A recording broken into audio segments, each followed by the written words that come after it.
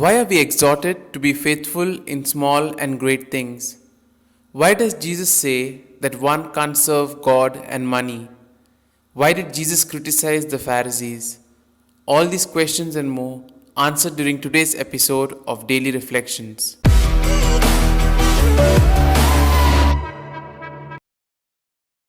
The Gospel today presents some words of Jesus concerning goods. Jesus had a deep concern for the poor. The society he lived in was extremely divided. Jesus saw this inequality as something against the message of the kingdom of God. Wealth is given so we can act as stewards. It is not our own. It has been entrusted to us by God to use wisely and to share. The gospel emphasizes to be faithful in small and great things. Jesus tells them that if they are not trustworthy with money, no one will entrust their wealth to them. This phrase clarifies the parable of the dishonest steward.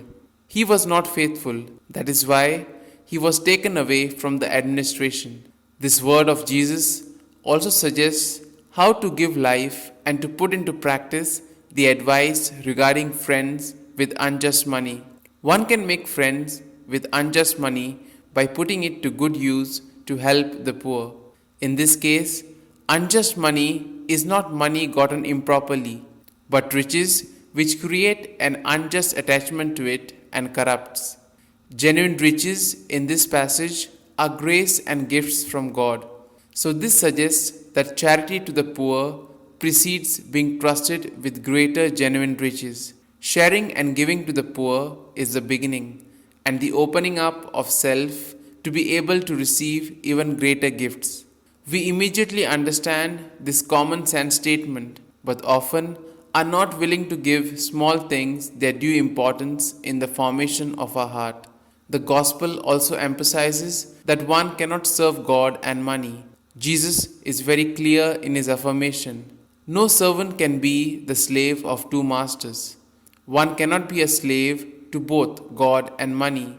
Both the Pharisees and the Sadducees loved their wealth and positions, and Luke's point is that money corrupts. Each one of us should make a choice and ask ourselves, who do I put in the first place in my life, God or money?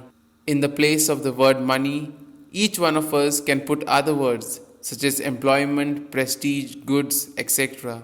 This choice will depend on understanding divine providence. It is a matter of priority in life and trust.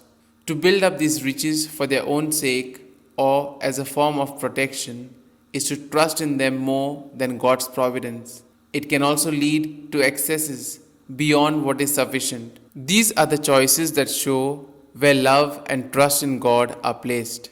And then we see the criticism against the Pharisees. When a number of religious leaders heard Jesus' parable, they reacted with scorn. Jesus spoke to the condition of their hearts. They were lovers of money. Love of money and wealth crowd out love of God and love of neighbor. Jesus makes clear that our heart must either be possessed by God's love or our heart will be possessed by the love of something else. Only Jesus has the power to set us free from greed and possessiveness.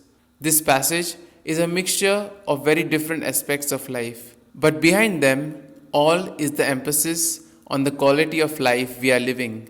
If we are to make good judgments about the balance that is required between our spiritual growth and circumstances of our lives, we can easily lose out on the true value of our lives if we get caught up too much in the here and now of everyday life. Here are some points for our personal reflection. Is Jesus the center of our lives? What do I think Jesus is inviting me to in relation to my possessions? Is service of God the ultimate meaning of our life, its overriding purpose? These points can be of great help to reflect on today's gospel. And if you like our reflection, do share the good news of our Lord. Have a good day, and may God bless you all. Amen.